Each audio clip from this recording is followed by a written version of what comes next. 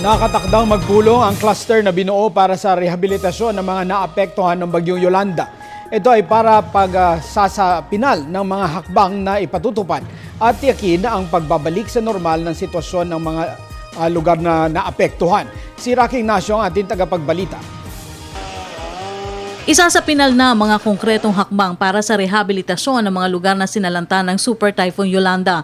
Ayon kay Presidential Communications Secretary Sunny Coloma, magpupulong ang binuong cluster para tiyakin ang pagbabalik sa normal na sitwasyon sa mga apektadong lugar. Ang pulong ay pangungunahan ni Rehabilitation and Recovery Secretary Pamphilo Lacson kasama sina Vice President Jojo Marbinay para sa shelter sector, NEDA Secretary Arsenio Balisacan para sa support sector, DSWD Secretary Corazon Soliman, Social Services Sector, DPWH Secretary Rogelio Singson, Infrastructure Sector at DTI para sa livelihood sector.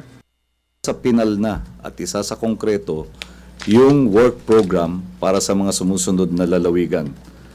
Leyte, Eastern Samar, Western Samar, Cebu at Siyudad ng Tacloban. Ito yung pinag-usapan natin dati.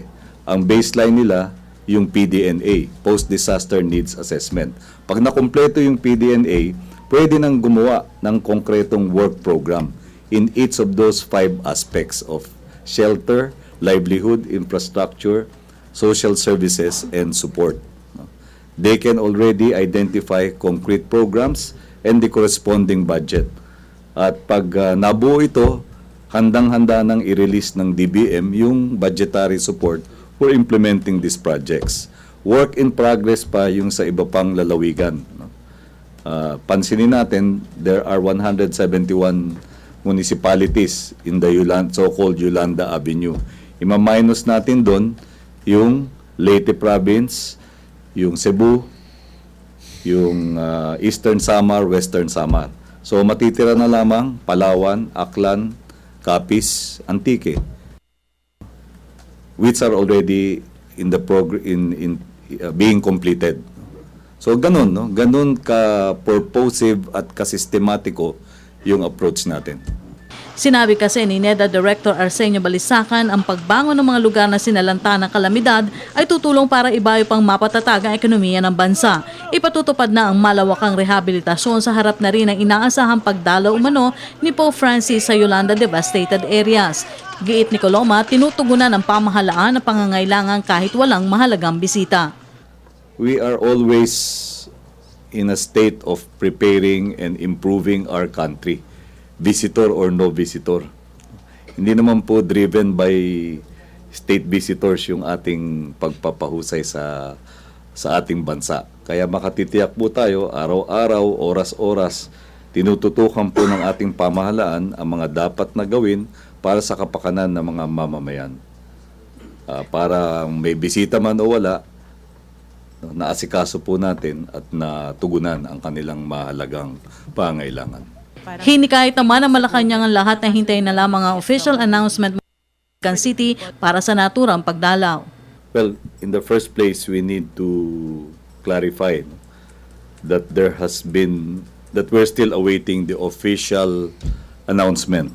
Let's keep in mind that the Pope is a head of state and head of government, and not just a spiritual leader of faith. So there are protocol and diplomatic processes that will be observed. We will await the official announcement from the Vatican, which will be acknowledged or verified by our own Department of Foreign Affairs. Kasunod nito, pinasisilip na rin ng palasyo sa kinaukulang ahensya ang emergency response sa lugar na pansamantalang tirahan ng mga biktima. Bunsod na rin ito ng naganap na sunog na ikinasawi ng 5 katao. Naganap din ito mga past midnight. Kaya merong mga implications. Number 1, yung safety procedures. Ano ba yung safety precautions dyan sa mga temporary shelters na ngayon. Dapat siguro tignan yun. Pangalawa, yung emergency response in case of fires. Dapat siguro merong mas responsive na sistema. At most basically, to ensure the safety and well-being of all others that are now in the temporary shelters.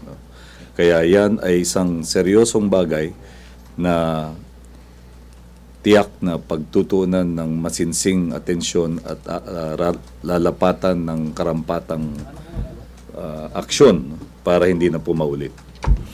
Para sa Telebisyon ng Bayan, Rocky Ignacio.